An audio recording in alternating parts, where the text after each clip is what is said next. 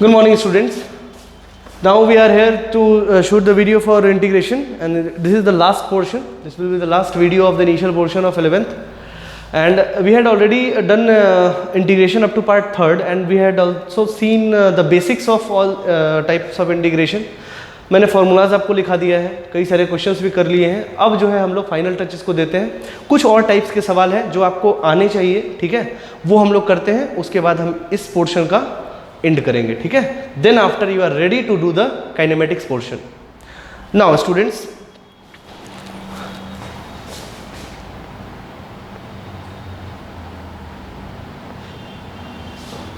okay, so now see, so sometime you'll get a problem like this in integration question.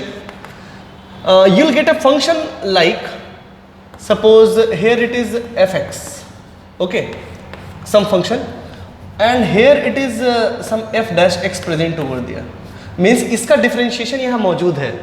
अगर ऐसा है तो हम आराम से इंटीग्रेशन कर सकते हैं. जैसे for example if y is equal to x cube upon root under x to the power 4 plus 1, ठीक है.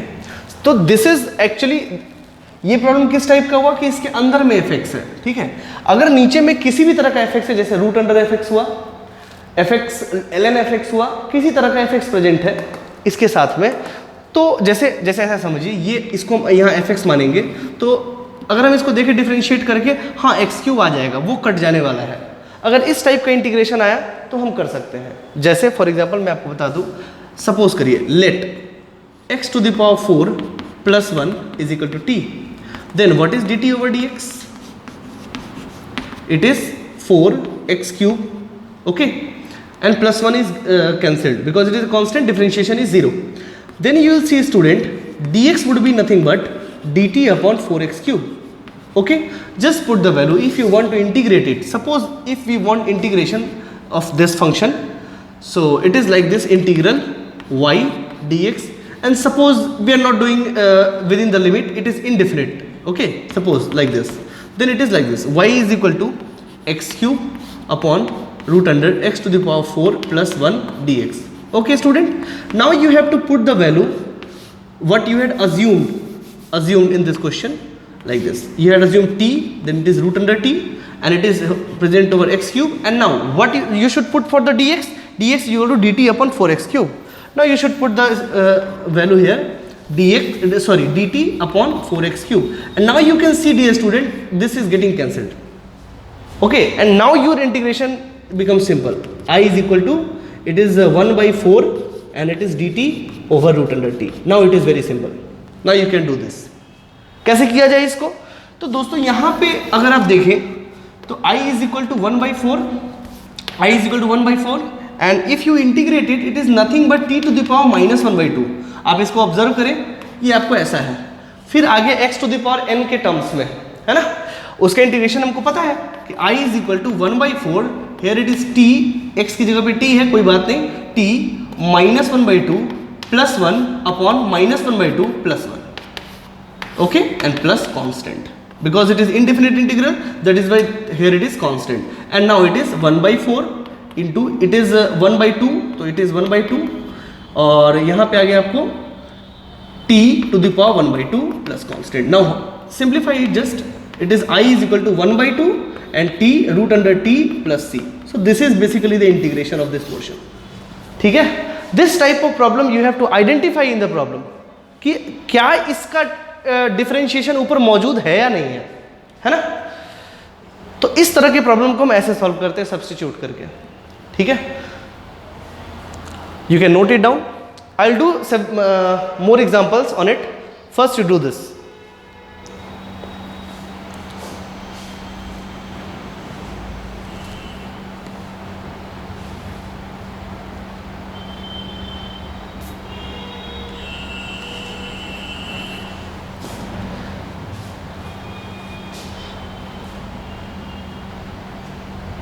Okay, so now let us suppose some more problem. Let us take some more problem.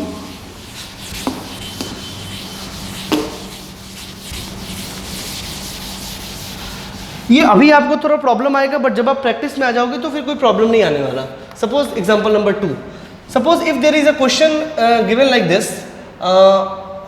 suppose it is given like 2x square plus 3. Here it is given like this, okay, and here it is suppose it is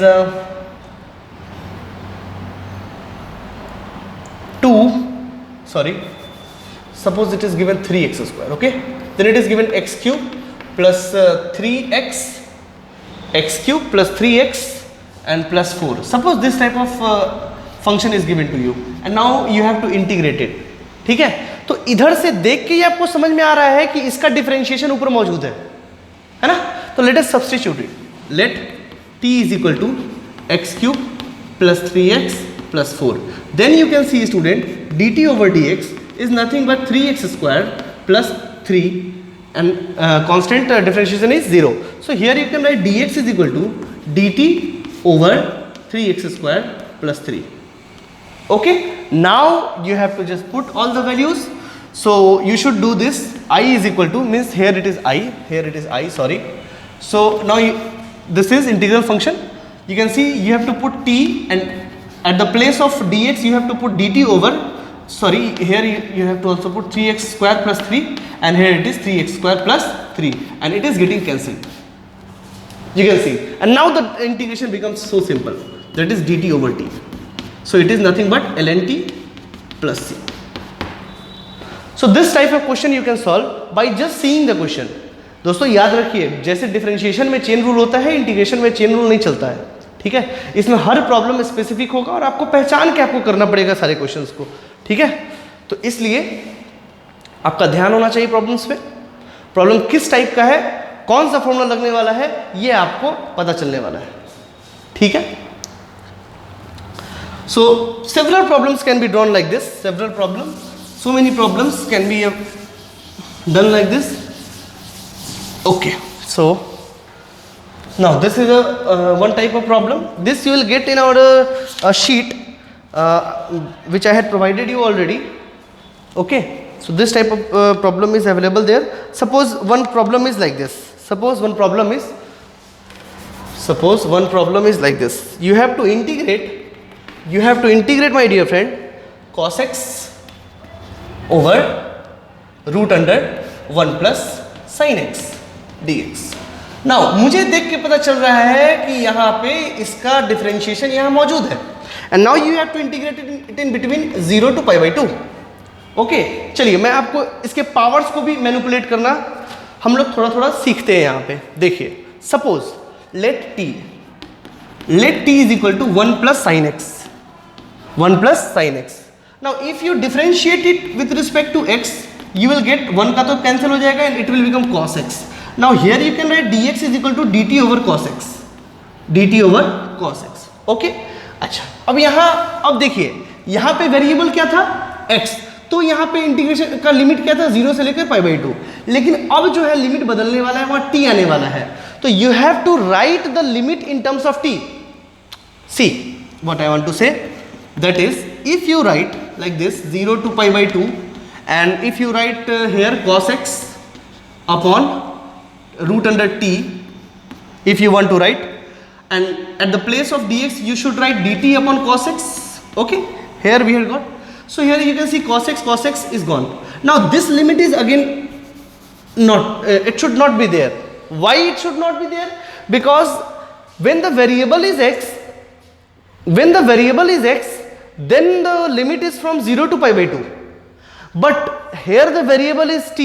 Then what should be the lower limit and upper limit? We have to manipulate it from the previous expression. And mind it is very easy. Don't bother about it. It is very hard. It is very easy. How you can do? You can see. Suppose what is the function of t? T is nothing but 1 plus cos x, 1 plus sin x. ठीक है, तो यानी कि यहाँ पे आप देखो तो t किसका फंक्शन है, x का फंक्शन है. तो now you have to put कि अपर लिमिट पे अगर t रहे, यानी कि t में अगर हम पाई बाई 2 डालें तो क्या होगा, तो 1 plus sine pi by 2. Sine pi by 2 is 1 and 1 plus 1 is 2. Okay, and if you put 0 there, then it is t from 0. So if you put sin 0, it would be 0 and it is 0 plus 1, that is 1. Okay, Now what you have to put in the lower limit and upper limit in this here in this expression.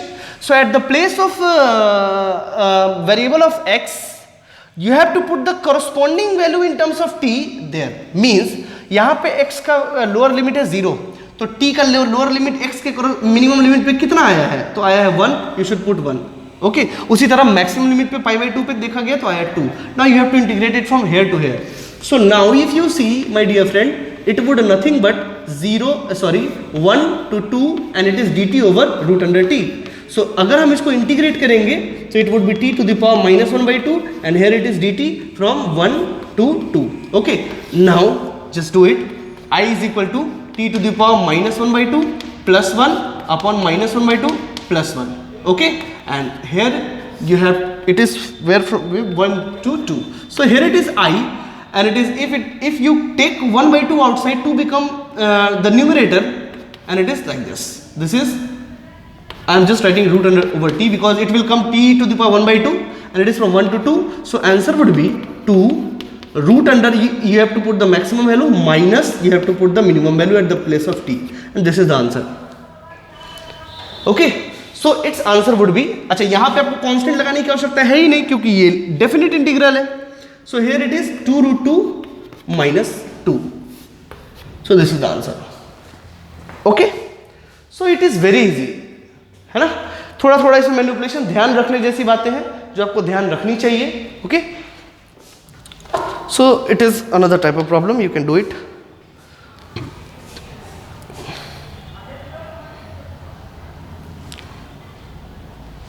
चलिए एक problem और बताते हैं आपको definite integral पे.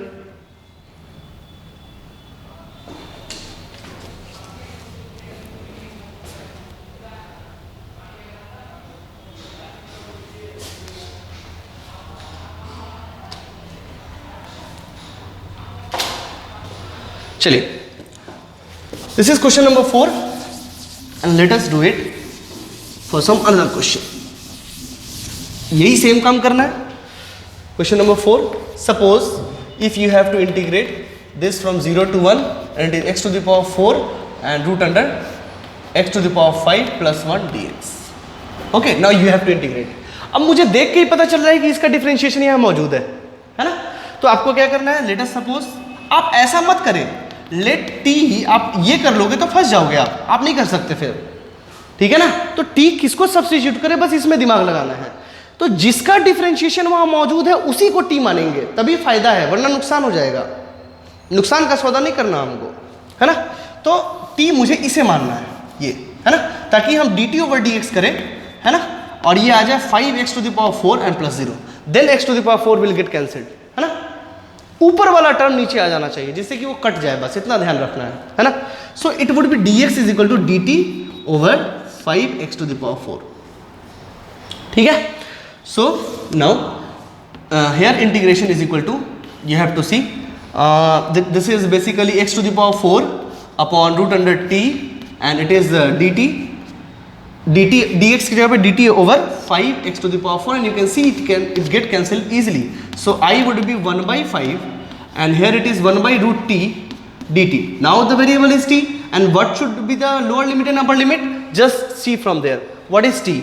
So t in the function of x is equal to nothing but x to the power 5 plus 1. So you have to put for the minimum lower limit 0, x की जगह पे 0 रखेंगे. It is getting 1 and 1 की जगह पे क्या put करेंगे, 1 का power 5 plus 1 that is 2. Okay, हर समय 1 और 2 नहीं आने वाला, वो ऐसा आ रहा है इसलिए हमको लिखना पड़ेगा 1 से लेकर 2, है ना. तो if you see my dear friend, just integrated, और इसका इंटीग्रेशन मैं नहीं करने वाला, आप डायरेक्ट हम लिख रहे हैं. तो अब आपको आना चाहिए इसका integration 1 by 5 into 1 by 2 and root under T and it is from 1 to 2, है ना. So I would be nothing but 2 by 5 and into root under 2 minus root under 1. Answer, है ना. So this type of problem you will get in your life और आपको solve करना है, ठीक है. आई थिंक आपको आसान लग रहा होगा या हम गलत समझ रहे होंगे.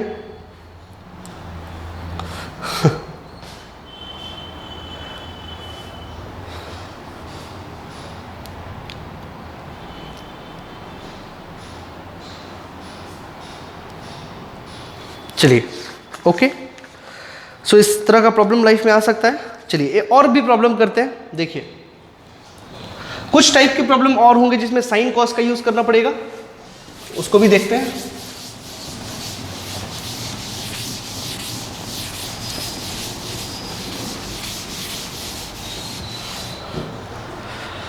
Okay dear student, now see another type of question, question number 1 है ना। So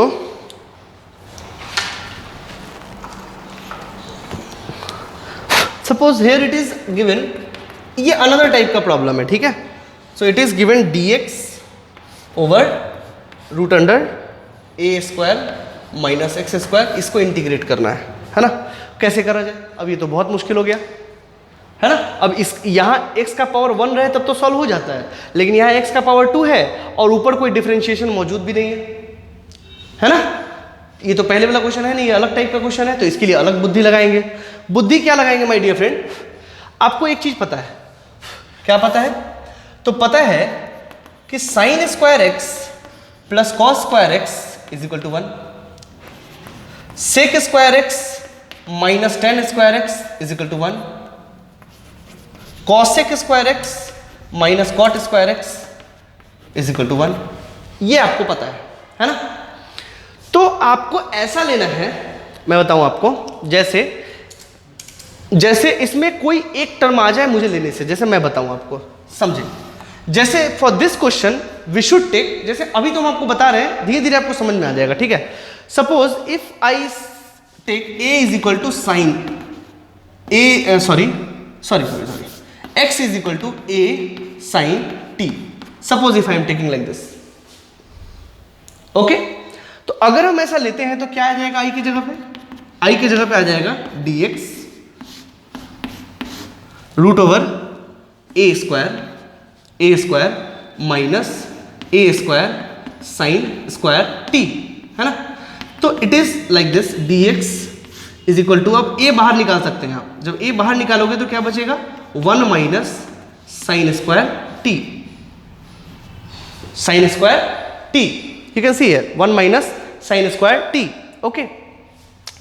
हाँ चलिए बहुत अच्छा। अब हम क्या करेंगे इसको, अगर हम इसको 1 अपॉन ए बाहर निकाल ले तो it would be dx over, और ये क्या आ जाएगा 1 माइनस साइन स्क्वायर टी क्या होता है। अब देखिए यहाँ पे अगर देखोगे 1 माइनस साइन स्क्वायर एक्स क्या हो जाएगा, कॉस स्क्वायर एक्स। तो मैं बताता हूँ कैसे आ रहा है, सब परेशान ना हो। कॉस स्क्वायर टी यहाँ हो जाएगा, 1 minus sine square t cos square t. अब रूट अंडर हट जाएगा ये, अगर ये रूट अंडर हटेगा माय डियर फ्रेंड तो it would be 1 upon a और ये dx is equal to cos t, ठीक है भाई, अच्छी बात है। अब भाई साहब नीचे t है ऊपर x है, तो ये थोड़ा अच्छा तो नहीं लगेगा सर। हाँ तो बात तो सही है, अच्छा तो लगेगा नहीं, तो अच्छा नहीं लगेगा उसके लिए क्या करें, तो t आपने क्या माना था, सॉरी x आपने क्या माना था, साइन टी, हाँ सॉरी ए साइन टी, है ना। तो आप क्या करो, आप इसको डिफरेंशिएट करो, dx over dt is nothing but a cos t, है ना, और dx is equal to what, a cos t dt, ठीक है। Just put there, so here you will get, if you simplify it, 1 upon a dx की जगह क्या लिखे, a cos t dt, है ना, और upon cos t। So here you can see my dear friend it is getting cancelled, है ना, और a ऊपर में है तो a से a भी कट जाएगा, और i would be equal to what, like this dt, और आपको पता है इंटीग्रेशन से d कट जाता है तो बचेगा t, बचेगा क्या, t और प्लस कांस्टेंट। अब इस t को x के टर्म में कैसे लिखें, तो देखिए आप यहां से देखें, x upon a is equal to sine t, तो t को क्या लिख सकते हैं, sine inverse x upon a, तो ये आपको वहां लिखना है। So it is i is equal to sine inverse x upon a plus c। So this is the basic integration of it, ठीक है। तो ये हुआ। अब आपके मन में सवाल होगा कि सर आपके दिमाग में जादू आ गया क्या जो आप ये मान लिए, तो आंसर है नहीं, जादू नहीं आया, मुझे प्रॉब्लम दिखा कि इसको हम ना 1 माइनस साइन स्क्वायर के टर्म्स में या कॉस स्क्वायर के टर्म्स में आ सकते हैं, जबकि यहाँ देखें इन दोनों एक्सप्रेशन में देखें, इसमें आप tan स्क्वायर एक्स को उधर करोगे तो 1 प्लस tan स्क्वायर एक्स का फॉर्म आएगा, और इसमें देखोगे तो 1 प्लस कॉट स्क्वायर का फॉर्म आएगा। मुझे माइनस में चाहिए था, 1 माइनस कुछ भी चाहिए था, हम सब्स्टिट्यूट x को कर सकते हैं a को नहीं, है ना। तो जब x को सब्स्टिट्यूट हम करेंगे तो ऐसा टर्म आना चाहिए जो ऐसे सिंप्लीफाई होकर आना चाहिए। तो मुझे पता था कि 1 माइनस है, हाँ आप बोलोगे यहाँ कॉस माना है, कॉस मान सकते हैं। अगर आप कॉस भी मानते तो क्या आ जाता, यहाँ पे आ जाता आपको क्या, कॉस स्क्वायर टी, और सारा कुछ करोगे तो यही आएगा, आंसर में कोई फर्क नहीं आएगा, है ना। तो परेशान होने की आवश्यकता नहीं है बिल्कुल भी। माइनस था बीच में इसलिए हम एक प्लस का सवाल भी लगा के दिखा देते हैं आपको। अब जैसे मान लो tan लेते हैं यहाँ पे, तो tan लेते तो क्या आता है 1 माइनस टेन स्क्वायर एक्स, और 1 माइनस टेन स्क्वायर एक्स कुछ थोड़ी ना होता है, 1 प्लस टेन स्क्वायर एक्स होता है, जो कि सेक स्क्वायर एक्स के बराबर होता है ना। कर लीजिए धीरे धीरे, ये सारी बातें आपको समझ में आएगी। मैं एक प्लस का भी सवाल करता हूँ, आप बिल्कुल भी परेशान ना हो।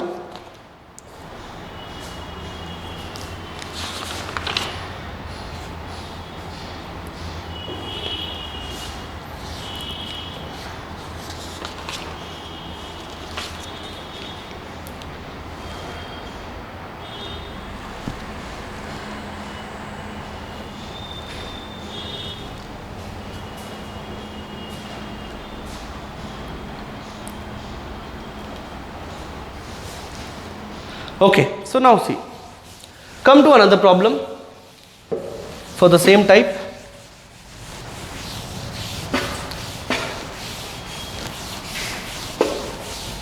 हालांकि इतना टफ इंटीग्रेशन आपको कभी मिलेगा नहीं। इंटीग्रेशन तो अपने आप में बहुत बड़ा चैप्टर है, बहुत बड़ा चैप्टर है, तो उतना डिफरेंशिएशन को पढ़ने की आवश्यकता ही नहीं है। मुझे तो बस बेसिक्स चाहिए, जैसे कि अपने फिजिक्स के सवाल बन जाए, है ना।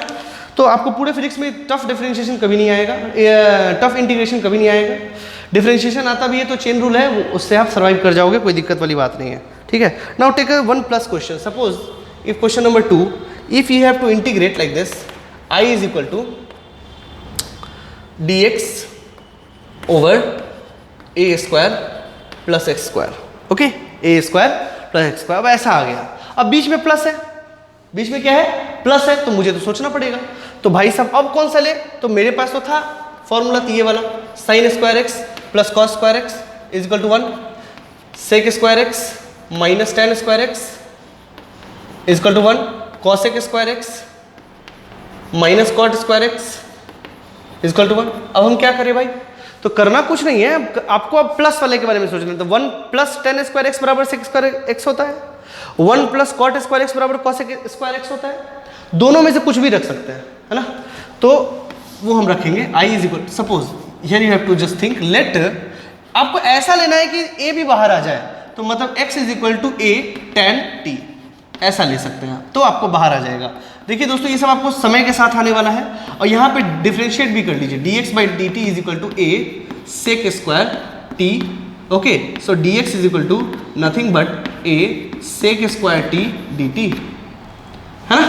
तो yes, now student just see here now put the values, if you see it is dx over a square plus x की जगह पे a square tan square t, okay, and now in terms of dx what you have to put, dx की जगह पे क्या put करेंगे दोस्तों, a sec square t dt, है ना।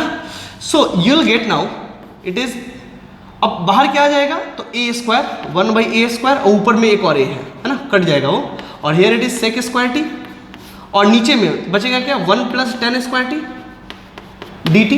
Now what you can write this, sec square t, है ना। तो यहाँ हो जाएगा, एक से काट दिए तो 1 upon a, and it is sec square t से काट दी इसको यहीं से, तो इट इज डी टी। अब फिर देखो ये से कैंसिल हो जाएगा, and it 1 by a into t plus c. Now what you can write t, so t आप यहाँ देख लीजिए, x upon a is equal to tan t, so t is equal to tan inverse x upon a. This are basically inverse function का integration है और कुछ नहीं।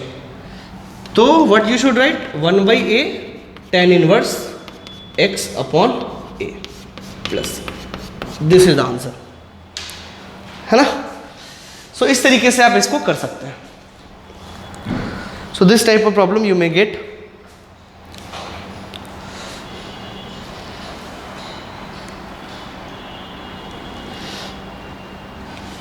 Okay,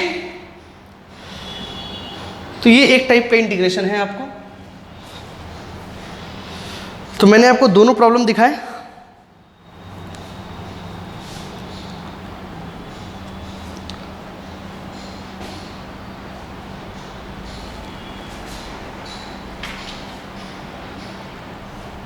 okay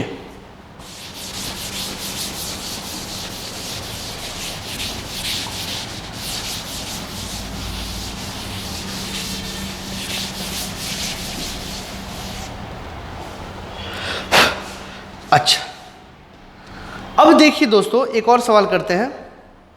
suppose question number 4, डरिएगा नहीं।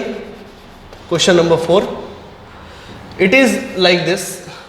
इस टाइप का ये पहला सवाल है, x square root under x plus 1, ऐसा सवाल आ गया आपको, है ना। अब वो करना है, अब क्या करें भाई, क्या करें, इसमें तो कुछ भी नहीं लग रहा भाई। ये एक तो दो फंक्शन है, अब ये u और v पे भी नहीं बनता है। एक को u मान ले, एक को v, तो डिफरेंशिएशन में होता है, इसमें तो होता नहीं है। तो करे क्या, अब भाई इसमें कोई भी दिमाग लगा लो, अभी तक जो पढ़े उससे नहीं बना सकते। क्या करेंगे, उसमें जो आपको कॉम्प्लिकेटेड टर्म लग रहा है उसको t मान लीजिए। करना क्या मैं बताता हूँ, x plus 1 is equal to t, let, है ना। तो dt ओवर dx क्या हो जाएगा, that is equal to 1। So dt is equal to what, dx। पहली बात तो ये है ना। तो अच्छा दूसरी, अच्छा यहां से भी क्या कर सकते हैं कि x इज इक्वल टू क्या हो जाएगा, तो t माइनस 1। सारे वैल्यूज को पुट करिए आप, सारे वैल्यूज को पुट करिए, will get the answer. x की जगह क्या करेंगे, t माइनस 1 का होल स्क्वायर, और यहाँ पे रूट अंडर t, और dx की जगह क्या लिखेंगे, dt। खत्म कहानी। अब आपका सवाल सिंपल हो गया। सर अभी भी कहाँ सिंपल है, नहीं सिंपल है, मैं बताता हूँ समझे। T square plus 1 minus 2t into root t, है ना। रूट टी का क्या मतलब होता है, t to the power 1/2 dt। सबको मल्टीप्लाई करिए, देख लीजिए, t 2 plus 1/2 that is 5/2 plus t to the power 1/2 minus 2t to the power 3/2। अब आप तो गया, अब तो सब आसान है ना। ये तो किया जा सकता है, t टू द पावर 5/2, वही x to the power n वाला इंटीग्रेशन से इसको कर सकते, इसको कर सकते, इसको कर सकते, आराम से कर जाइए, क्या दिक्कत है ना। 3/2 है ना। अब इसको इंटीग्रेट कर सकते हैं, कोई खास बात थोड़ी ना। This integration would be t to the power 5/2 plus 1 7/2 upon 7/2 plus t to the power 1/2 plus 1 3/2 upon 3/2 minus 2 t का power 3/2 plus 1 that is 5/2 upon 5/2, है ना, और प्लस c। इसको आप सॉल्व कर लीजिए अपने से, वो मैं नहीं कर रहा। तो इस टाइप के प्रॉब्लम आपके आते हैं, ये होता है सिंप्लीफिकेशन प्रॉब्लम। आप इसको सिंप्लीफाई कर सकते हैं।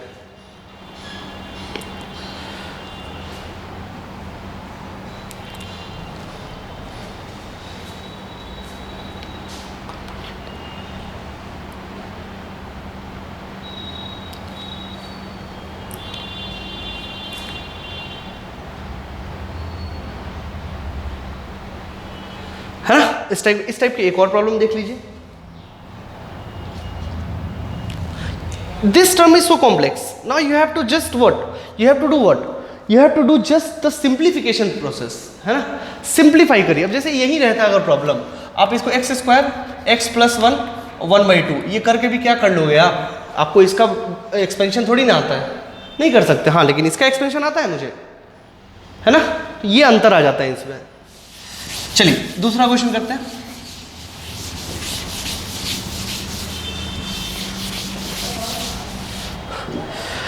चलिए एक और क्वेश्चन करते हैं इसमें। जैसे सपोज करिए question number 2, suppose the problem is like x square, you have to just integrate x square over root under x plus 1 dx, है ना।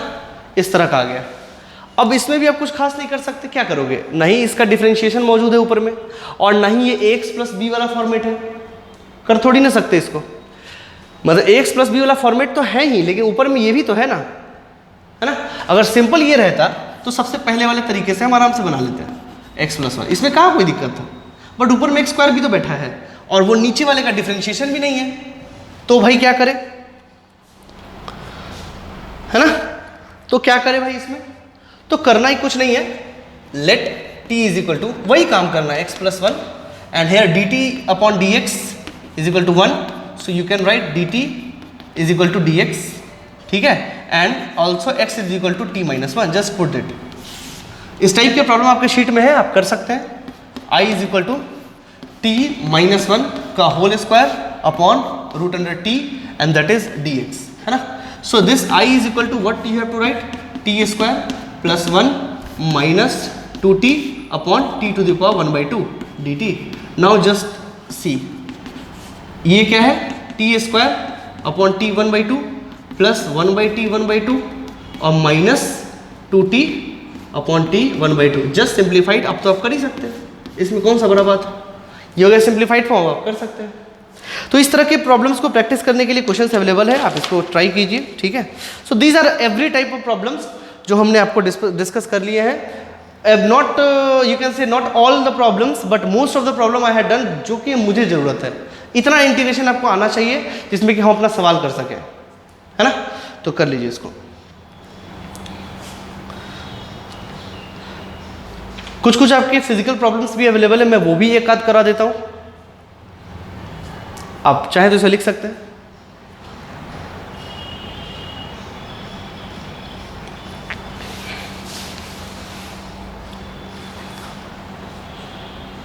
Okay,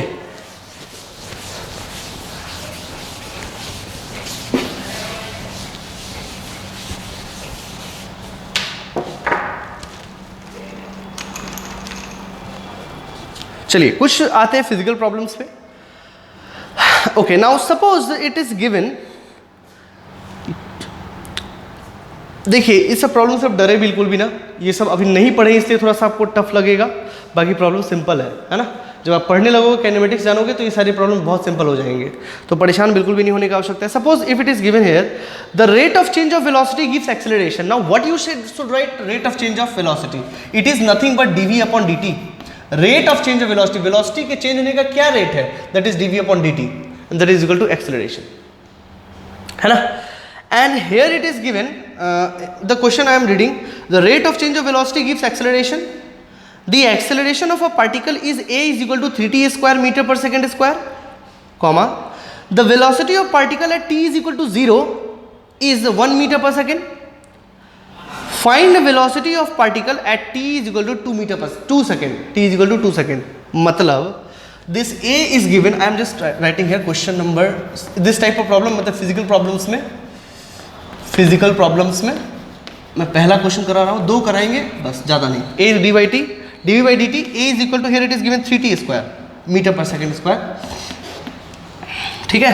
and here it is also given कि at t is equal to 0, at t is equal to 0, हाँ t is equal to 0, velocity is 1 meter per second, it is given to you. then at t is equal to 2 second, find the velocity of particle at 2 second, हाँ v is equal to what, suppose if it is denoted by u, yeah, ये problem है, तो कोई खास बात थोड़ी ना है, जस्ट एक ही जगह रखिए, पुट करिए 3t square is equal to dv over dt, okay. And now you can see my dear student, I can write it like this 3t square dt, कुछ नहीं, dt को इधर कर दिए और इसको इंटीग्रेट कर दीजिए।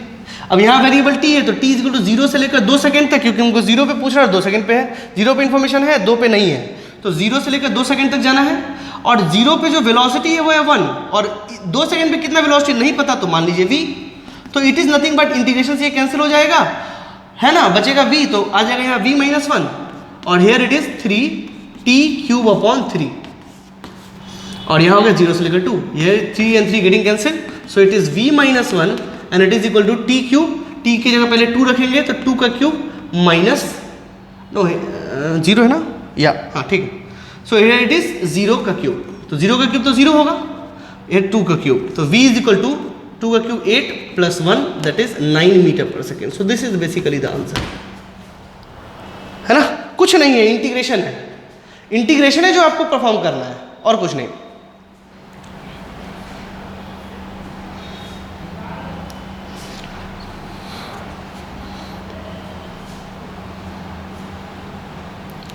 है ना, सो इस तरह के प्रॉब्लम्स अवेलेबल हैं।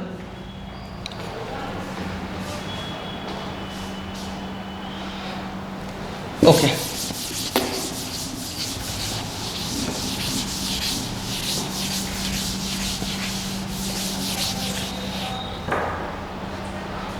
चलिए एक और प्रॉब्लम करते हैं, कोई भी प्रॉब्लम करते हैं. Suppose it is given like this. दूसरा लेते हैं, question number 2. Here it is given. The net force on a particle is the rate of change of momentum. Here it is the information given. Means F net is dp by dt. Means rate of change of momentum. Momentum जो change हो रहा है time के रफ्तार से, वो यहाँ दिया हुआ है. ये दिया हुआ इन्फॉर्मेशन आपको. If net force on a particle F is 3t square Newton, it is given. The function is given to you 4 plus 3t square Newton. It is given to you, है ना. Along x axis मतलब ये unidirectional है. x axis में आपको धीरे धीरे समझ में आएगा. यूनिडायरेक्शन, बाई डायरेक्शनल, थ्री डायरेक्शन क्या होता है आपको सबको समझ में आ जाएगा. परेशान बिल्कुल भी मत हो.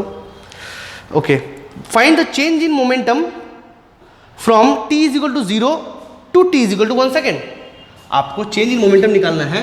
t is equal to find change in momentum, change in momentum from t is equal to 0 to t is equal to 1 second. I think this one, yeah, okay. So now you have to just solve it. तो solve, देखिए कोई बहुत बड़ी बात नहीं है. Solution तो यहाँ देखिए एफ नेट की जगह पहले पुट करेंगे 4 plus 3t square and it is nothing but dp over dt, है ना. सो यहाँ हो जाएगा dp. ठीक है, ये क्या है, चेंज. तो मान लीजिए ये pi है और ये pf है, तभी तो pf माइनस, यानी मोमेंटम चेंज का मतलब क्या, pf minus pi. This is the change in momentum. So और यहाँ पे क्या आ जाएगा, 4 प्लस 3t स्क्वायर और dt, है ना. अब इसको आप डिफ्रेंशिएट कर दीजिए. ये हो जाएगा p से pi से pf, और यहाँ आ गया आपको. इसको जब इंटीग्रेट करेंगे कहाँ से कहाँ तक, 0 से लेकर 1 सेकेंड तक, है ना. टाइम वेरिएबल है तो 0 से लेकर 1 सेकेंड. तो 4t 0 से 1 plus 3t t cube by 3, है ना. 0 से लेकर 1, 3 से 3 काट दीजिए और यहाँ आपको आ जाएगा pf minus pi is equal to 4. 1 minus 0 तो 1 बचेगा, प्लस टी क्यू में 1 रखोगे तो 1 बचेगा, 1 माइनस 0 तो 1 बचेगा. 4 plus 1 is equal to 5. So p f minus P1 is equal to 5 newton second, है ना. न्यूटन सेकेंड कैसे पता चल गया, अब देखो ना यहाँ पे ये न्यूटन है और ये सेकेंड है, तो न्यूटन इंटू सेकेंड, है ना. dt का भी तो, dt क्या है, चेंज इन टाइम. dt क्या है, चेंज इन टाइम. तो 2 सेकंड में से 1 सेकंड घटाएंगे तो आएगा तो 1 ही सेकंड ना. टाइम से टाइम घट के तो टाइम ही आएगा. ऐसा थोड़ी है टाइम से टाइम घटेगा तो डिस्टेंस आ जाएगा, ऐसा नहीं होता, है ना. कई बच्चे कर देते हैं बट आपको अच्छा फील नहीं होगा थोड़ा.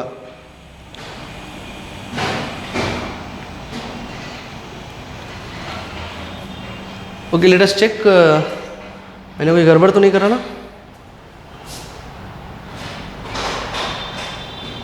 हाँ ठीक है. 4 प्लस 4 इंटू 1 में 0, 4 t क्यूब 1, या इट इज़ ओके, है ना. तो इस तरह के प्रॉब्लम दोस्तों आपके पास आ सकते हैं और आपको बनाना है. मैंने शीट प्रोवाइड करा है तो शीट में आप देख सकते हैं. तो ये हुआ आपको जो भी इंटीग्रेशन का प्रॉब्लम है वो मैंने आपको यहाँ पढ़ा दिए. अब दोस्तों देखिए, अब थोड़ा समराइज कर दे बातों को. इंटीग्रेशन में आपको क्या क्या ध्यान रखना है वो देख लीजिए.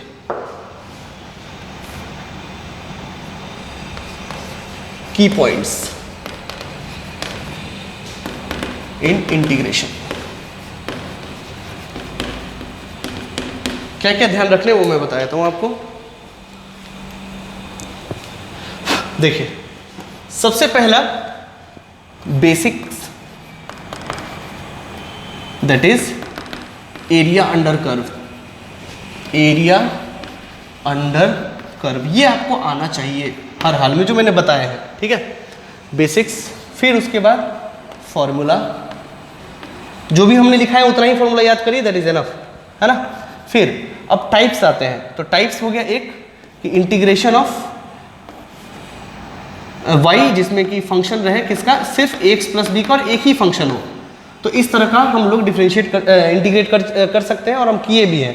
सिर्फ क्या करना है, इंटीग्रल में कोफिशिएंट से डिवाइड कर देते हैं, ठीक है। Now another type, i is equal to, हाँ ये सब हो गया एक्स प्लस बी। अब कि अगर एफ एक्स और एफ डैश एक्स दोनों मौजूद हो, इस तरह के डिफरेंशिएशन मैंने आपको अभी दिखाया। उसके बाद integration of trigonometric inverse function, मतलब inverse trigonometric function, inverse trigonometric function, trigonometric function है ना। और उसके बाद सिंप्लीफिकेशन फंक्शन, और यू कैन से, या यू कैन से सिंप्लीफिकेशन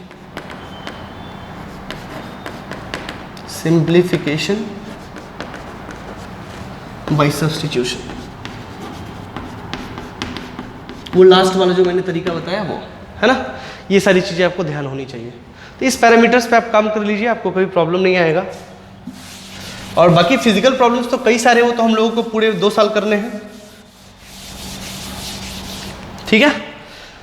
ये सब चीज ध्यान दे लीजिए। जैसे एक चीज और, अगर कभी आपको आ गया कि y is equal to cos square x, इसको कैसे आप करोगे इंटीग्रेट, सपोज 0 से लेकर π/2 तक करना है, कैसे इंटीग्रेट करोगे इसको। तो ऐसे प्रॉब्लम्स को करने के लिए मैं बताता हूं, इसको आप इंटीग्रेट कर सकते हो कैसे।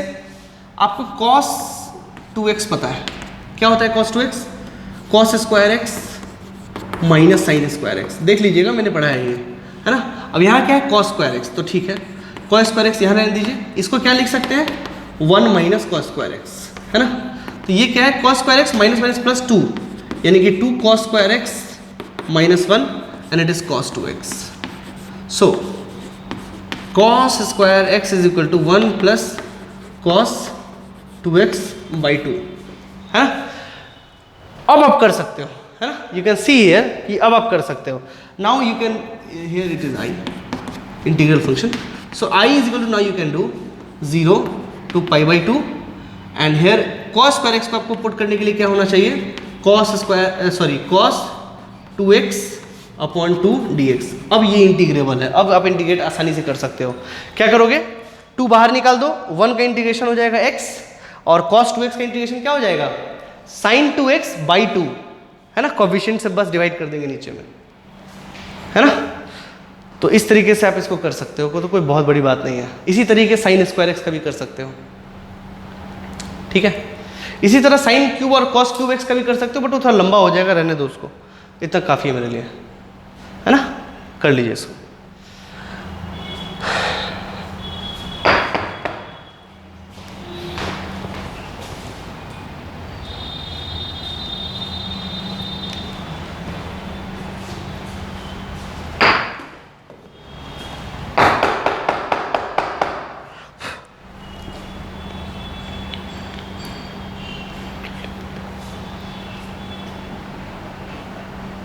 ओके, तो इतने पॉइंट्स को आप ध्यान रखें, इंटीग्रेशन में आपको कभी प्रॉब्लम नहीं आएगा, फिजिक्स में प्रॉब्लम नहीं आएगा, ठीक है। चलिए कुछ चीज़ें और देख लीजिए।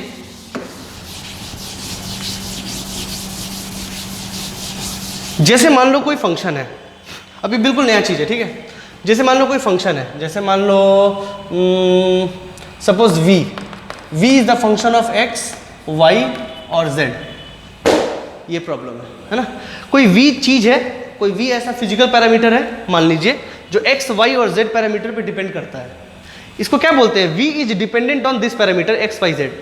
ओके, तो v x पे भी डिपेंड कर रहा है, y पे भी डिपेंड कर रहा है और z पे भी डिपेंड कर रहा है, ठीक है।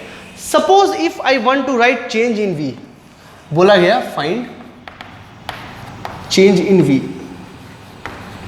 चेंज इन v, है ना। इसका क्या मतलब है, हमको क्या बोल रहा है, हमको बोल रहा है कि आप dv निकालिए, यही होता है ना चेंज इन v।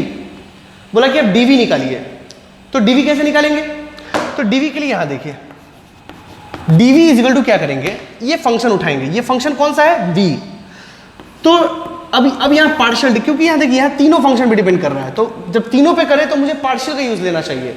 यहाँ पे ये एग्जैक्ट होगा क्योंकि हमको टोटल चेंज निकालना है, समझते जाइए मेरी बातों को।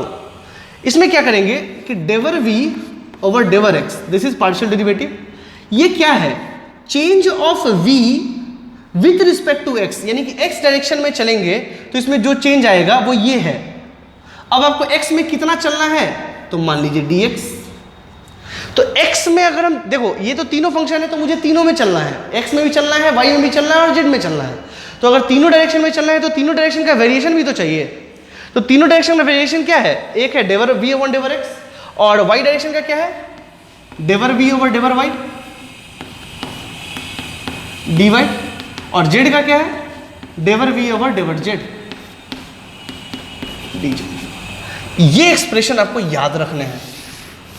ये क्या है, ये है चेंज इन x, ये क्या है चेंज इन y, और ये क्या है चेंज इन z। जब ये पूरा निकाल लेंगे तो ऑटोमेटिक चेंज इन v नहीं आ जाएगा। तो इस एक्सप्रेशन को आपको याद रखना है कि dv अगर एग्जैक्ट टोटल चेंज निकालना है v में तो मुझे ऐसे लिखना चाहिए, dx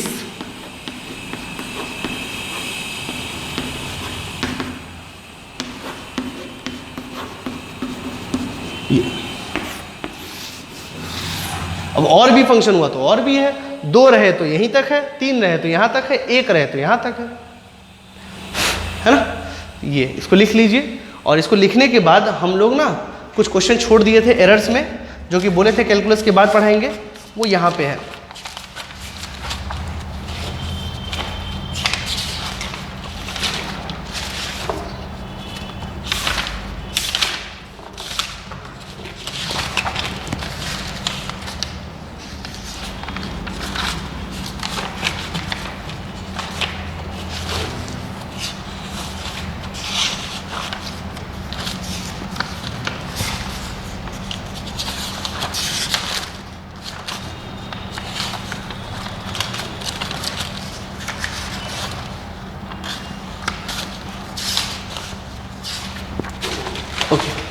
so I will take some problem जो कि मैंने छोड़ दिया था। ओके, अब जैसे सपोज कीजिए कि आपको प्रॉब्लम आया था कि सर, जैसे मैं बताऊं आपको, इसको रख करते हैं।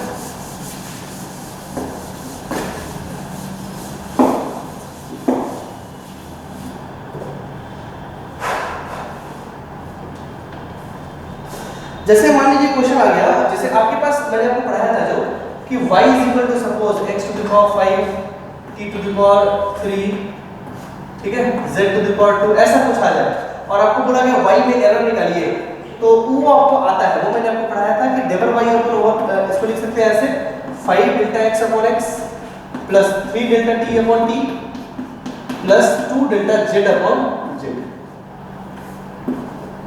है ना। और फिर डेल्टा x अपॉन x का जो वैल्यूज है वो आप रखते चलिए, आपका आंसर आता चलेगा, उसमें आपको कोई दिक्कत नहीं आएगी एक्स में। लेकिन ठीक है ऐसा अगर है तब तो, लेकिन अगर ऐसा नहीं है, मतलब मैं आपको एक प्रॉब्लम लिख रहा हूं जिसमें आपको प्रॉब्लम आएगा,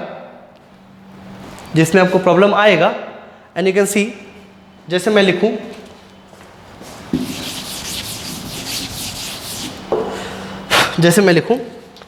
suppose problem is given to you, find the error, example 1 in ln x, this type of problem, if suppose you puzzled in this type of problem। अब तो सर ln x है, जैसे ये कौन सा फंक्शन बोलते हैं, अगर मान लो यही फंक्शन आ जाए या फिर t3 z2 कुछ भी, मतलब अगर ऐसा, इसको क्या बोलेंगे, इसको बोलेंगे, इस प्रॉब्लम को बोलते हैं error propagation in product and division form. ठीक है, अगर ऐसा आ गया तो चलेगा, तो तुमको आता है सॉल्व करने, ठीक है। लेकिन दुनिया में और भी टाइप के एरर, और भी टाइप के फंक्शन है, सिर्फ यही फंक्शन तो है नहीं, है ना, और भी टाइप के फंक्शन, इसको बोलते हैं error propagation in product and division form. अगर ये प्रोडक्ट या ये तो या तो प्रोडक्ट है या तो डिवीजन है या दोनों है, तो ऐसा अगर रहेगा तो हो जाएगा, लेकिन ऐसा रहेगा तो क्या होगा, है ना। तो ऐसे प्रॉब्लम के लिए हम लोग अपना डिफरेंशिएशन का मेथड यूज करते हैं कि मुझे क्या करना है। Suppose in this question it is given, if y is equal to ln x, the percentage error in x is 5%, मतलब percentage error in x is given to you 5%. Find percentage error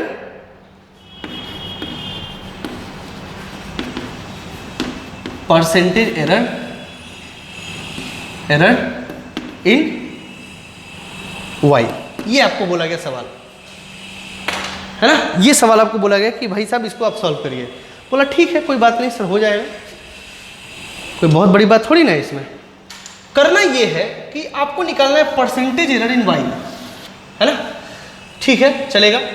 तो मुझे क्या करना चाहिए, मतलब अगर इसमें change हो जाए, आपको बेसिकली क्या निकालना है, डेल्टा y निकालना है. तो इसको कैसे करेंगे, आपको चेंज किसमें चाहिए, इसमें चेंज तो इसमें तो दिया हुआ है, इसमें आपको चेंज निकालना है. तो आपको क्या चाहिए बेसिकली, चेंज इन y, मतलब dy. क्या चाहिए, dy चाहिए या डेल्टा y चाहिए, यही ना चाहिए जी, और क्या चाहिए, जो मर्जी है वो लिख लो, डेल्टा y लिखो, dy लिखो, सब चलेगा. तो ये dy लिखते हैं जब ये डेल्टा y बहुत छोटा होता है ना, और बड़ा रहता है तो ये लिखते हैं. बट यहाँ पे आप दोनों से रिप्रेजेंट कर सकते हो, मर्जी हो इससे रिप्रेजेंट कर लो या इससे रिप्रेजेंट कर लो. Okay anyway, so dy is equal to क्या है, ये किसका फंक्शन है, x का फंक्शन है. तो सीधा आप क्या करो, आपको चेंज इन y निकालना है, तो del y over del x into D X. पहले तो आप ये लिख लो, फिर आप क्या करो कि dy इज इक्वल टू, आपको क्या निकालना है, आपको निकालना है find error in y. No no no, not percentage error, sorry, error in y. Find, वो भी निकाल सकते हैं बट प्रॉब्लम अभी ये नहीं कर रहा. एरर इन y मतलब आपको सिर्फ ये निकालना है, ये है ना. और इसके निकालने का फॉर्मूला हम अभी आपको बताएं, ये वाला. तो ये क्या है, ln x over d x into D x, है ना. तो ये क्या है दोस्तों, dy is equal to ln x का क्या होता है 1/x इंटू डी एक्स. अच्छा, यानी कि इसका वैल्यू तो प्रोवाइडेड है 5%. तो इसका जैसे ये किसका वैल्यू है, ये वैल्यू है dx over x into 100 that is equal to 5, ये दिया हुआ है ना. तो dx ओवर x का क्या वैल्यू हो जाएगा, 5/100 दैट इज 0.05, है ना. तो ये हो गया आपका dy इज इक्वल टू 0.05. ये देख लीजिए, आ गया आंसर. तो इसके लिए आपको इसका नॉलेज चाहिए, ठीक है.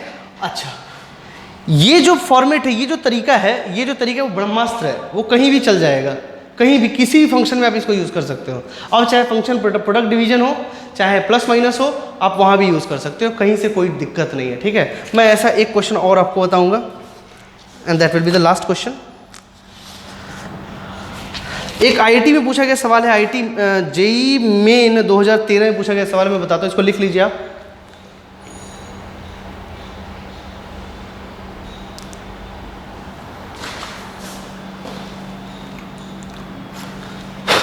चलिए,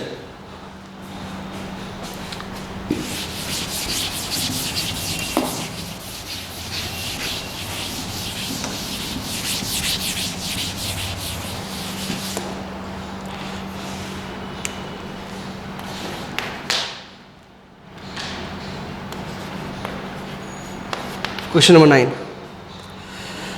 the current voltage relation of a diode is given by, जो करंट वोल्टेज का रिलेशन है वो डायोड का, वो ऐसा दिया जाता है, I is equal to E upon 1000 V over T. ये दिया हुआ है ना, मतलब ऐसा T, है ना, -1, ये दिया हुआ है आपको. और अच्छा सवाल है ये, इसमें बच्चा अगर मैनिपुलेट नहीं कर पाया तो प्रॉब्लम हो सकता है. फंक्शन तो ये दिया हुआ है, मेरे समय में आया था जब मैंने दिया था, जब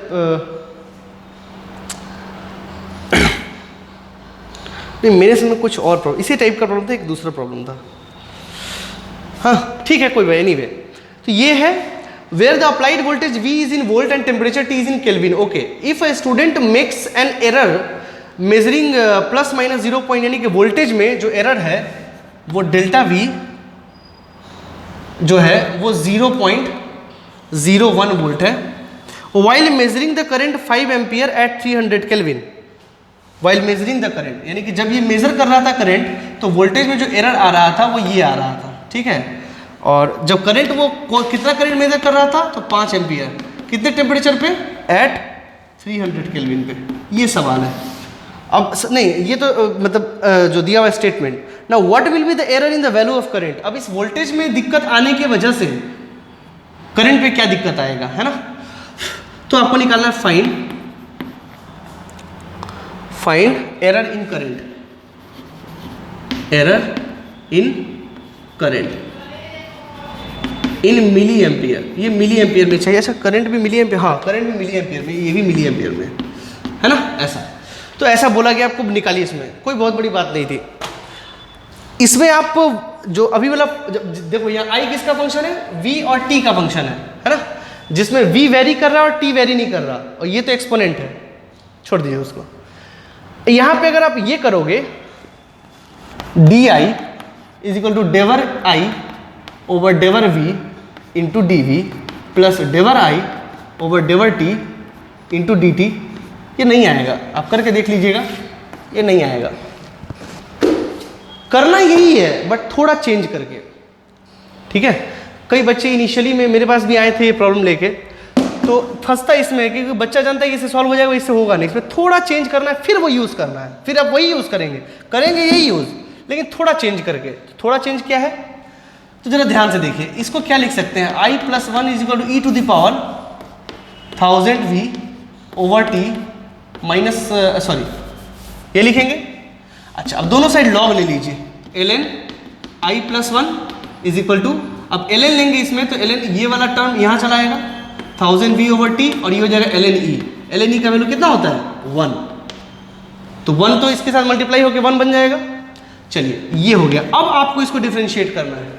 अब आप क्या करें, दोनों साइड डिफ्रेंशिएट करें, करना ये सही था। अब इसको दोनों साइड डिफरेंशिएट करें। अगर आप दोनों साइड डिफरेंशिएट करेंगे, इसको i के साथ डिफरेंशिएट करिए, इस टर्म को। अगर इसको i के साथ डिफरेंशिएट करिए तो क्या आएगा, 1 upon i plus 1 into d i, ठीक है। और इसको वोल्टेज के रिस्पेक्ट में 1000 upon t into D v, है ना। आपको चाहिए ये, आ गया simple. D I is equal to, ऐसे इंटीग्रेट किया जा सकता है, कोई बहुत बड़ी बात नहीं है। आप इसको इंटीग्रेट करें, डिफरेंशिएट, इसको डिफरेंशिएट करिए आई के रिस्पेक्ट में, और बगल में डी आई लगा दीजिए। ये क्या है, ये है D ln I plus 1 over D i into d आई, ये है। तो मैंने इस पोर्शन को डायरेक्ट ऐसे लिख दिया है, उसी तरह यहाँ भी इसको ऐसे मैंने कर दिया, है ना। तो ये हो गया d i into is equal to i plus 1 upon t into 1000 into D v, है ना। अब वैल्यूज रख दीजिए। आई कितना मेजर कर रहा था उस समय, 5, तो 5 प्लस 1 ओवर टी कितना था 300 इंटू 1000 इंटू, और डी वी कितना है 0.01, बस। और आपको कुछ नहीं करना है ना। आपको अब यहाँ पे 2 जीरो है, तो 2 जीरो से 2 जीरो काट दीजिए, है ना। और ये हो गया आपका 6 बटा, लिख देते हैं यहाँ पे, D I is equal to 6/300 into 10, I think this one, yes. यहाँ 1 से 1 जीरो काट दीजिए, so D I is equal to 6 पंचे 30, 1/5, and that is 0.2 milli ampere. This is the answer basically, ठीक है ना। बड़ा फेमस क्वेश्चन है, कई सारे बुकों में रहता है, बट इसके सॉल्यूशन में कई सारे स्टूडेंट नहीं दिमाग लगा पाते, तो इसमें करना ये है बेसिकली, है ना।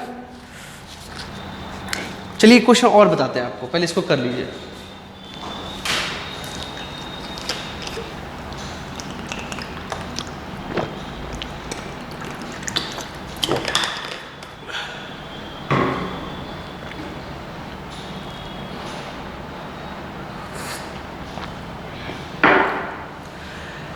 एक वेरिएशन है और एक क्वेश्चन में, है ना, उस टाइप का प्रॉब्लम आपको बता देते हैं, that will be the last problem. बस ये जो बचा कुछ प्रॉब्लम था वो मैंने ख़त्म कर दिया है।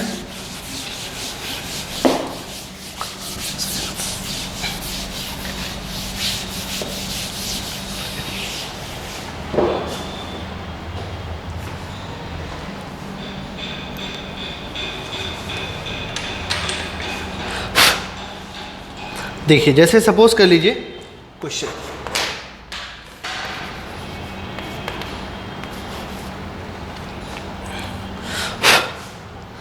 R1 is equal to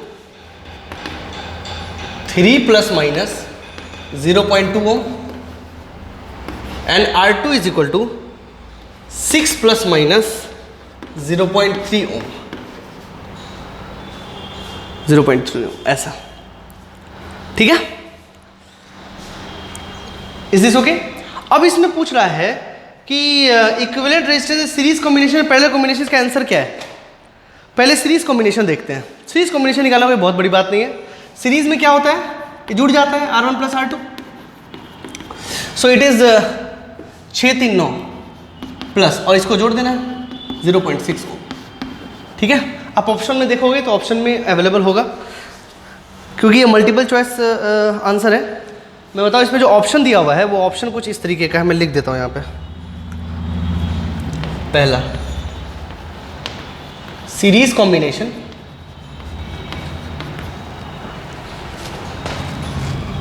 series combination में पहला आंसर है वो 9 प्लस माइनस 0.5।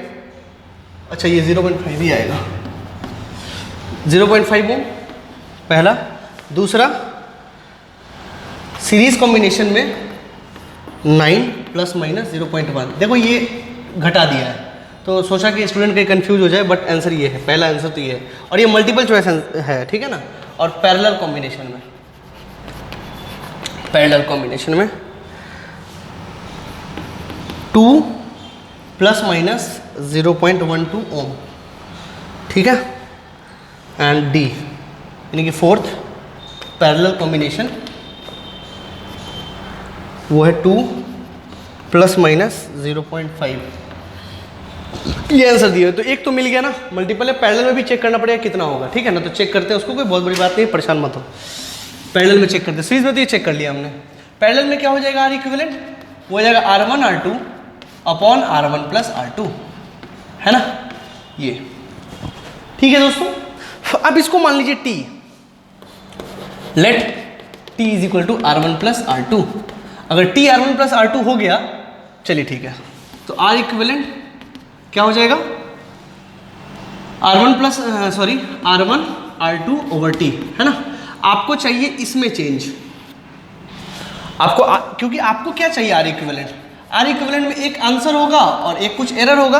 देखो आप, ये और ये टर्म तो आप आराम से निकाल सकते हैं, ये तो टर्म डायरेक्ट निकाल लोगे, या आप इसको और इसको पकड़ो, 3 और 6, 1/3 प्लस 1/6 आप आराम से निकाल सकते हो। 18 और 9, 9 दूना 18, तो आर इक्विवेलेंट 2 ओम हो जाएगा। ये तो आप आराम से निकाल, इसको पकड़, इसको निकालने में टेंशन होगा। तो इसको कैसे आएगा, तो ये क्या है, ये कुछ नहीं है, ये है डेल्टा आर इक्विवेलेंट। आपको यही निकालना है, उसी में टेंशन आएगा, तो कोई बहुत बड़ी बात नहीं है। तो डेल्टा आर इक्विवेलेंट का हमको ये टर्म पता है, R equivalent is equal to delta R1 over R1 plus delta R2 over R2 plus delta T over T, ये है ना। अब मुझे ये पता है, ये डेल्टा T नहीं पता, डेल्टा निकल जाएगा, बट T पता है मुझे, है ना। वो वैल्यूज रखने हैं आपको, है ना। तो कैसे निकालेंगे, देखिए मैं बता देता हूं आपको। T तो आपको पता है, तो T क्या है, R1 प्लस R2। R1 क्या है, 3 और 6, तो होगा 9। अब डेल्टा T कितना हो जाएगा, तो डेल्टा T हो जाएगा आपको इन दोनों का जोड़, मतलब 0.5 ओम। पहली बात तो ये, ठीक। अब वैल्यूज पुट करिए। Now delta R equivalent upon 2 is equal delta R1 कितना हो जाएगा, 0.2 अपॉन 3 प्लस डेल्टा 2 कितना हो जाएगा, 0.3 अपॉन 6, और प्लस डेल्टा T कितना है, 0.5 अपॉन T कितना है, 9। ठीक है, अब इसको आप सॉल्व करिए and you will get the answer. आपको ये सॉल्व करना पड़ेगा, तो सॉल्व कर लेते हैं। ये हटा दीजिए, ये हटा दीजिए, ये हटा दीजिए, है ना। अब 30 60 90 आ गया, तो I think 90 will be the LCM। 90 30 3 तो 3 दूना 6, 60 नहीं 180 लेना पड़ेगा, 180, है ना। 30 6 दूना 12, 60 3 9, और प्लस 90 दूना तो 10, है ना। और it is equal to delta R equivalent upon 2 से ये काट दीजिए, तो 90 बार में कट जाएगा, और ये आ गया 12 9 21 10 31/90, 31/90, है ना। तो डेल्टा आर इक्विवेलेंट कितना है, 31/90। Delta R equivalent is equal to 31/90, है ना। ये आसपास कैसे है, 30/90 के आसपास ले सकते हैं कैलकुलेशन इजी करने के लिए। तो 30/90 मान लो ये अप्रोक्सीमेटेड है 30/90, है ना। तो ये हो जाएगा 1/3 और 1/3 कितना होता है 0.333 ये। बट ऑप्शन में है क्या अवेलेबल, ऑप्शन में नहीं है अवेलेबल। तो क्या सर मेरा वो गलत है, आंसर है गलत नहीं है, सही है वो भी। तो भाई दिक्कत कहाँ आया, ढूंढिए।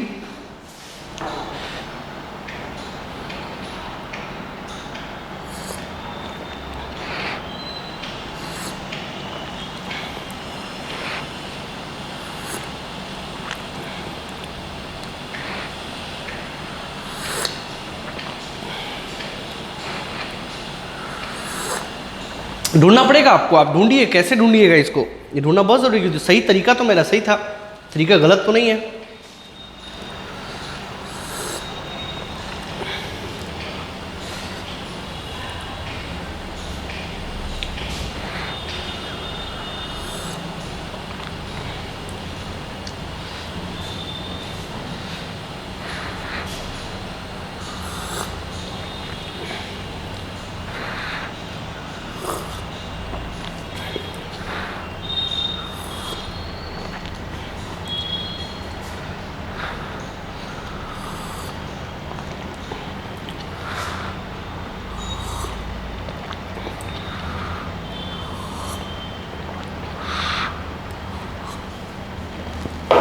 चलिए देखते हैं प्रॉब्लम को, थोड़ा देखते हैं, है ना।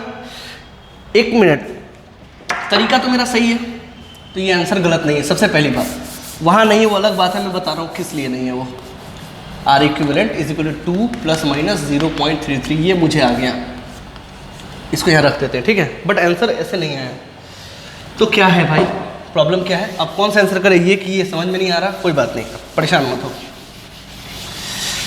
करना ये है बच्चों कि दूसरा वाला मेथड अप्लाई करेंगे, डिफरेंशिएशन वाला, है ना। कि ठीक है 1/r equivalent is equal to 1/r1 plus 1/r2 होता है कि नहीं होता है, होता है, ठीक है। तो अब डिफरेंशिएशन का मेथड यूज करेंगे। क्या, इसको डिफरेंशिएट करिए 1/r इक्विवेलेंट के टर्म्स में, इसको डिफरेंशिएट करिए r1 के रिस्पेक्ट में, इसको डिफरेंशिएट करिए r2 के रिस्पेक्ट में। मतलब डेवर 1/r equivalent over D R equivalent. आगे से हम लोग इसको डायरेक्ट भी करेंगे, ठीक है, इसलिए याद रखिएगा ऐसा, है ना। That must be equal to, मतलब इसमें जो चेंज होगा वो इसमें चेंज और प्लस इसमें चेंज, बात तो मतलब वो तो बराबर होना चाहिए। और ये हो गया 1/r1 अपॉन dr1, इसको याद कर लीजिए, बहुत काम का चीज़ है ये। डेवर 1/r2 ओवर dr2, है ना। मतलब अगर ये बराबर है, मतलब this is equal to this plus this, तो इसमें जो चेंजेस आएंगे, इसमें जो चेंज आएगा और इसमें चेंज आएगा, इसमें तो इसका चेंज जुड़ के इसका चेंज होना चाहिए, सीधा लॉजिक बात है ना। बोला बात तो सही है सर। अच्छा, इसमें मैंने एक चीज छोड़ दिया, यहां पे हो जाएगा into dr1 plus 1/r2 dr2 into dr2, है ना। वही वाला चीज है, पहले वाला, है ना। ये वही पहले वाला चीज है, आप देख सकते हो। तो ये ऐसे हो गया इसको, है। तो इसमें क्या करें भाई, तो भाई इसको आप डिफरेंशिएट करिए, तो क्या हो जाएगा, डी आर इक्विवेलेंट तो ऐसा ही रह जाएगा, और ये आ जाएगा -1/r इक्विवेलेंट का स्क्वायर। कैसे आगे मैं बता देता हूँ। अगर आप 1/x को डिफरेंशिएट करोगे तो क्या होगा, इसको लिख सकते हैं क्या, x⁻⁻1, तो हो जाएगा -1 × x -1 that is -1 x⁻⁻1 that is -1/x²। ये लिख सकते हैं, that is why I had written this, है ना। आप भी कर सकते हो, दैट इज यहाँ हो जाएगा -dr1 over r1² plus -dr2 over r2², ठीक है। For the time being I had done all the things, but ऐसे किसी भी एक्सप्रेशन के साथ कर सकते हैं, किसी भी, mind it what I am saying, किसी भी एक्सप्रेशन के साथ कर सकते हैं। परेशान होने की आवश्यकता नहीं है। आप इधर डिफरेंशिएट करें, इधर डिफरेंशिएट करें, जो फंक्शन अवेलेबल है, मतलब यहाँ आर इक्विवेलेंट अवेलेबल है तो आर इक्विवेलेंट के टर्म्स में इसको डिफरेंशिएट किए और मल्टीप्लाई कर दिए डी आर क्यूब। इसको R1 के टर्म्स में डिफरेंशिएट किया, मल्टीप्लाई कर दिए DR1, और इसको R2 के टर्म्स में डिफरेंशिएट किया और लिख दिया DR2। कोई फर्क नहीं आने वाला है ना। ये काम हम कर सकते हैं। अगर आपको क्लास में पढ़ा रहा होता या फिर हम जब आगे पढ़ाएंगे तो इस टर्म को हम डायरेक्ट लिखेंगे, इसको हम सीधा करेंगे d R equivalent upon R equivalent square. आपको समझना है कि हमने किया ये है, ये बार बार नहीं लिखा जाएगा, है ना। इसको हम सीधा लिखेंगे, that is equal to minus DR1 upon R1 square और plus minus DR2 over R2 square. ये हम सीधा लिखेंगे, आपको बिल्कुल भी डरने की आवश्यकता नहीं है, वो यहाँ से आया है ना। ऐसे टर्म्स आ सकते हैं आपके लाइफ में, तो परेशान बिल्कुल भी ना हो। लॉजिक यही है कि अगर ये is equal to this plus this है तो इसमें और इसमें चेंजेस मिलाएंगे तो वो इसके चेंजेस के बराबर होने चाहिए, सीधी बात है ना। तो अब यहाँ देखिए, अब यहाँ माइनस माइनस कॉमन ले लेंगे तो कट जाएगा, है ना। आपको क्या निकालना है, ये डी आर इक्विवेलेंट, और आर इक्विवेलेंट कितना है 2, तो 2 का स्क्वायर 4, और इसमें DR1 कितना है, तो DR1 है 0.2 और R1 कितना है 3, तो 3 तिहाई 9 प्लस DR2 कितना है 0.3 और R2 कितना है 6, तो 6×1 36, ये है ना। अच्छा, अब हम क्या करें, अब हमको बस सॉल्व करना और कुछ नहीं करना। पहले इसको लिख लीजिए, मैं इसे सॉल्व कर देता हूँ।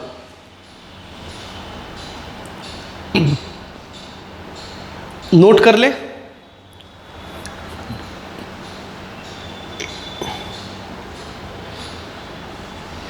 फिर से समझ लीजिए, इसमें जो चेंज है वो इसके चेंज और इसके चेंज के बराबर है ना। परेशान नहीं होना आपको।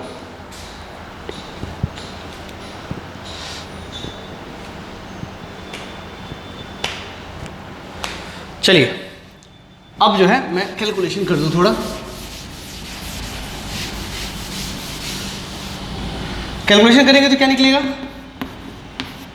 D R equivalent is equal to 4 into 36, 9 चौक 36 तो 0.8, 36 1 36 तो 0.3, है ना।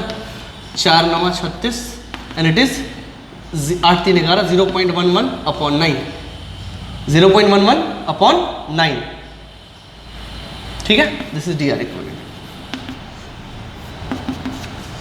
ठीक है। अब इसको सिंप्लीफाई करना है आपको, सिंप्लीफाई करिए।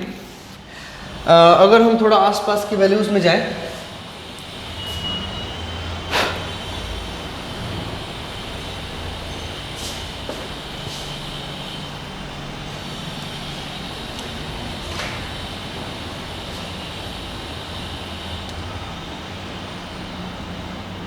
ठीक तो है, हाँ ठीक है। 0.2 3 3 9 and here R2 is 0.3 36, ठीक, ओके। और लगभग तो मुझे तो सही लग रहा है 36 8 + 3। ओ मैंने कुछ गड़बड़ किया है लगता है। ओ यहाँ 1.1 होगा ना ये, हाँ यही तो प्रॉब्लम आ रहा है, ठीक, ये आ गया है ना। चलिए अब करते हैं कि इसको सिंप्लीफाई करना है मुझे। अब ये 9 है, इसको 10 आप कैलकुलेट कर सकते हो, वो मतलब वो खुद भी आप कर सकते हो, उसमें मेरी कोई खास आवश्यकता आपको नहीं है, ठीक है ना। हम तो शॉर्टकट जानते हैं। इसको 10 के आसपास अगर हम मान लें, अगर हम इसको 10 के आसपास मान लें तो आंसर कितना है 0.11। अरे अब उसके सबसे करीब कौन सा आंसर है, आंसर ये वाला है ना। और 9 करोगे तो 0.12 ही आ जाएगा, परेशान मत हो बिल्कुल भी। सो this is the correct answer. तो यानी कि सर कहना क्या चाह रहे हो आप, डिस्टर्ब होने की आवश्यकता नहीं है। ये देखिए ये आंसर है, इनमें से कौन सही आंसर है दोनों में से, तो आंसर है सही दोनों है ना। तरीका अलग अलग है, सही दोनों है। अगर इसमें पूछा गया ज़्यादा करेक्ट कौन है, ज़्यादा करेक्ट ये वाला है। डिफरेंशिएशन का मेथड हमेशा अच्छा होता है ना। बाकी जो मेथड हम लोग पहले कर रहे थे वो डायरेक्ट मेथड है ना। वो डायरेक्ट मेथड है, अपने लॉजिकल से कुछ चीज़ों को हम लोग ओमिट करके, मतलब नेग्लेक्ट करके ला रहे थे। डिफरेंशिएशन का मेथड है, अच्छा मेथड है, सारे पैरामीटर्स को लेता है, एरर्स बहुत कम होते हैं डिफरेंशिएशन में, जो कि हम लोग पहले भी देख चुके हैं, है ना। तो वो वैल्यू आ गया। सबसे पहली बात, दोनों में से सबसे ज़्यादा सही कौन है, तो आंसर ये वाला, तो यहाँ पे ये सही करें। अब कहने का मतलब अगर इस टाइप में अगर प्रॉब्लम आ जाए तो क्या हमेशा हमेशा इसी से सॉल्व होगा? आंसर है नहीं, आपको दोनों सॉल्व करने पड़ेंगे। यस, आपको दोनों सॉल्व करना पड़ेगा और दोनों में से कोई एक ही आंसर यहाँ पे होगा। इन दोनों में से या तो ऑप्शन ये अवेलेबल होता या तो ऑप्शन ये अवेलेबल होता, दोनों कभी अवेलेबल नहीं होता। अब मान लीजिए आपका किस्मत बहुत ज़्यादा खराब है, हो सकता है कि आपका किस्मत बहुत ज़्यादा खराब हो, ये दोनों आ जाए तो आंसर ज़्यादा करेक्ट ये वाला होगा, आप ये वाला मारेंगे। तो मेरी बात ध्यान से सुने क्योंकि मार्क्स लाना है ना, है ना। तो ये दोनों में सही कौन है? दोनों सही है। सबसे ज़्यादा सही कौन है? तो ये वाला। तो जब ये वाला दे तो ये वाला सही करेंगे, ये वाला दे तो ये वाला सही करेंगे। तो सर ज़्यादातर कौन सा मिलेगा? ऊपर वाला। ये आपको एग्जाम्पल देके दिखाए हैं क्योंकि वो भी, ये भी तरीका जो मैंने करा है वो भी इंपॉर्टेंट है ना। पहले आप ये वाला करोगे, ज़्यादा चांसेस है कि ऊपर वाला मिल जाएगा, है ना। और अगर नहीं मिले तो आप दूसरा ट्राई करो। तो I think it is clear to you, है ना। ये ज़रूरी है इसलिए मैं आपको बता दिया, ठीक है।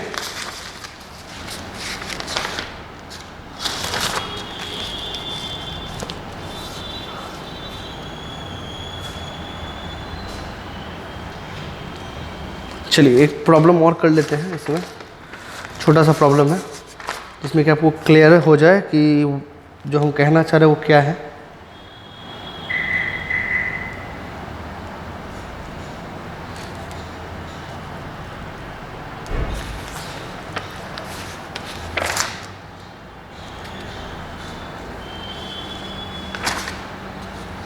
Okay, come to problem number 26 देखते हैं।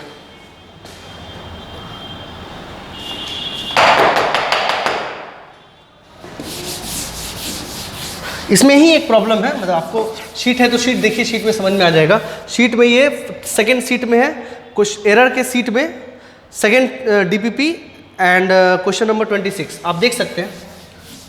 अब यहाँ पे देखिए,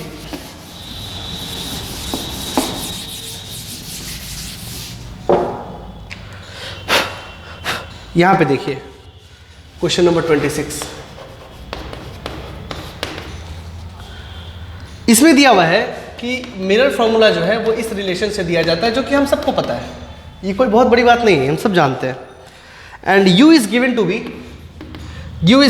30 plus minus 3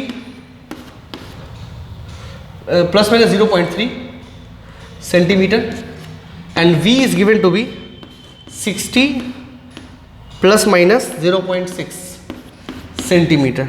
okay, the maximum percentage error in measurement of focal length is n%, मतलब डेल्टा f अपॉन f है ना इंटू 100, जो कि क्या है percentage error in f is n%।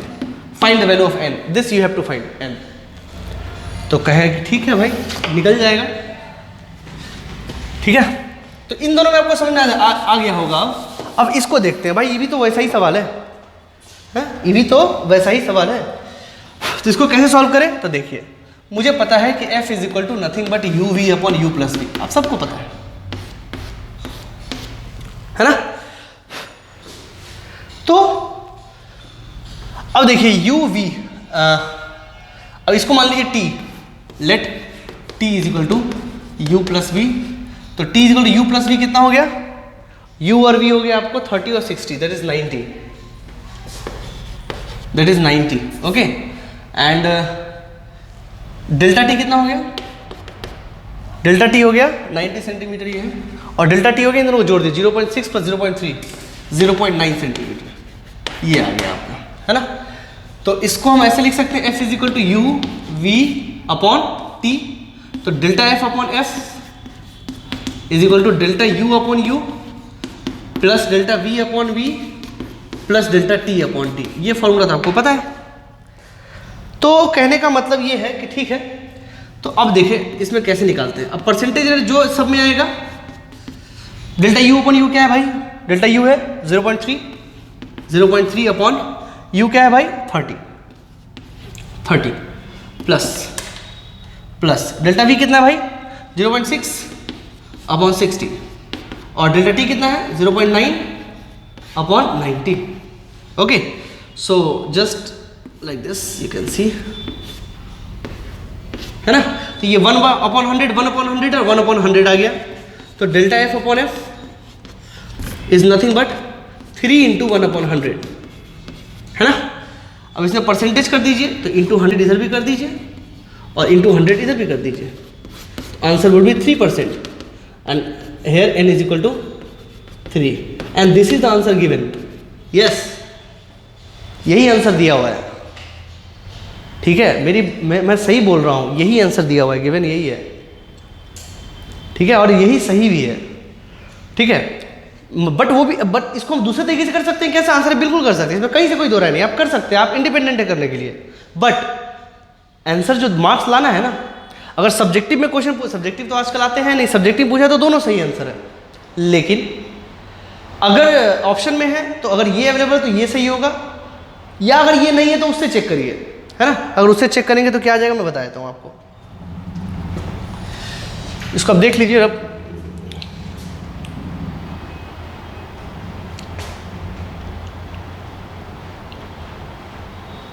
है ना, चलिए.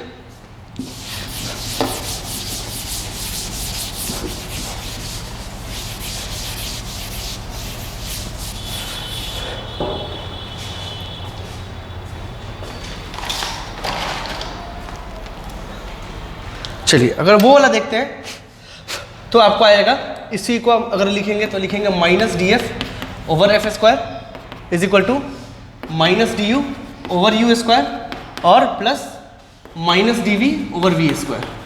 ओके,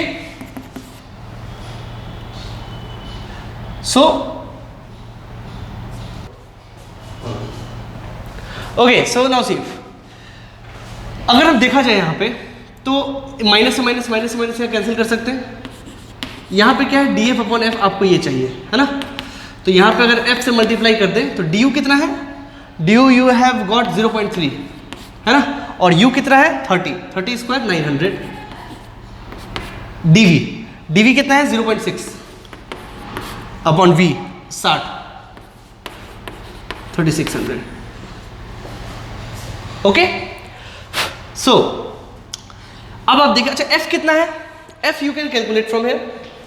आपको साइन का ज़्यादा आवश्यकता नहीं है. आई थिंक मिरर अगर नहीं दिया हुआ है फोकल, नहीं तो स्फेरिकल मिरर सीधा है. साइन मत लीजिए, आप मैग्नीट्यूड को कैलकुलेट कर लीजिए. अगर आप मैग्नीट्यूड कैलकुलेट कर लेते हैं तो मैग्नीट्यूड कितना आ जाएगा 1/30 plus 1/60.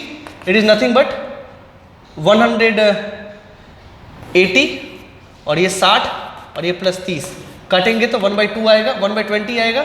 f is equal to 20 centimetre, है ना. तो अगर यहाँ पे 20 सेंटीमीटर रखेंगे तो d f is equal to d f on f is equal to 20 into ये 0 से 0 कैंसिल हो गया, यहाँ से यहाँ कैंसिल हो गया. ठीक है, and it has become plus 1 upon ये, है ना.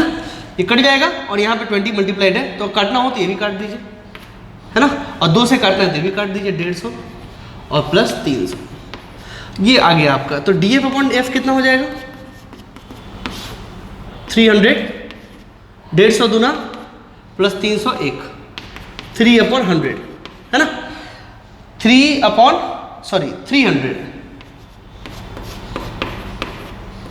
1 अपॉन 100, है ना. ये आ गया डी एफ अपॉन एफ. अब आपको परसेंटेज निकालना है तो d F upon F is into 100 और 1 अपॉन 100 इंटू 100. तो आंसर कितना हो गया 1%. ठीक है, तो अब देखिए मैं आपको बताऊं, पहले वाले से कितना आंसर आया n इज इक्वल टू 3, दूसरे वाले से कितना है n इज इक्वल टू 1. अब कहने का मतलब ये है, ये आपको आंसर देख के पता करना है ना. ये आपको आंसर ऑप्शंस में देख के पता करना है कि ऑप्शंस में n इज इक्वल टू 3 है या n इज इक्वल टू 1 है.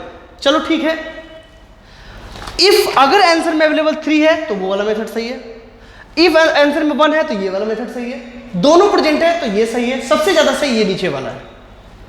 सीधी बात, ठीक है ना. तो इतना बात आपको ध्यान रखना पड़ेगा ऐसे प्रॉब्लम्स में।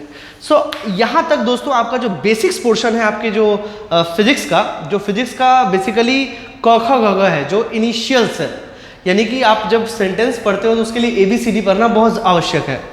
तो उसी तरीके से दोस्तों आपको ये फिजिक्स पढ़ने के लिए ये बेसिक चीज़ें पढ़ना बहुत ही आवश्यक है, ठीक है ना। अगर आप इस पे कमांड नहीं किए, मेरे अभी तक के जो लेक्चर थे यूनिट डायमेंशन जो शुरू होकर आज तक जो खत्म हुआ, अगर इस पर कमांड आपका नहीं है तो आप भूल जाइए कि फिजिक्स आपका अच्छा कभी होगा, है ना। जिसमें आपको unit dimension, error, measurement, vector, calculus, ठीक है। तो ये सारे पोर्शन, ये 4-5 पोर्शन आपके स्ट्रांग होने चाहिए, सुपर स्ट्रांग होने चाहिए, जिसमें फिजिक्स आपको ईजी लगने लगेगा, ठीक है। मैंने आपको जैसा पहले ही बताया कि कैलकुलस को बनाने के लिए आप RA सर्वल बुक ले सकते हैं 12th का, जिसमें डिफरेंशिएशन और इंटीग्रेशन के कुछ आसान प्रॉब्लम्स अवेलेबल है, जिसको आप प्रैक्टिस करने के लिए यूज़ कर सकते हैं, है ना। आपका कोई फ्रेंड है तो आप उससे ले लें, खरीद लें मार्केट से, और उसको प्रैक्टिस करें तो फिजिक्स में आपको कभी कैलकुलस में प्रॉब्लम नहीं आएगा। कैलकुलस से आप फ्रेंडली होने चाहिए फिजिक्स पढ़ने के लिए, because your physics is totally calculus based physics. पहली बात तो ये, ठीक है। दूसरी बात, अब यहाँ से जो शुरू होगा ये आपका, अब जो मतलब आगे जो शुरू, वो असली फिजिक्स शुरू होने वाला है, that will start from kinematics, ठीक है ना। सो काइनेमेटिक्स में बहुत सारे पोर्शंस है, स्टैटिक, डायनेमिक, ये सब बहुत सारे, वेलोसिटी, एक्सेलरेशन, ये सारी चीज़ों का स्टडी हम लोग पार्ट बाय पार्ट करेंगे। बट यहाँ तक आपका बिल्कुल स्ट्रांग होना चाहिए, ठीक है। तो 11th के हर स्टूडेंट को ये आवश्यक है यहाँ तक के लिए, है ना। तो तब तक के लिए आप पढ़ाई कीजिए। Thank you.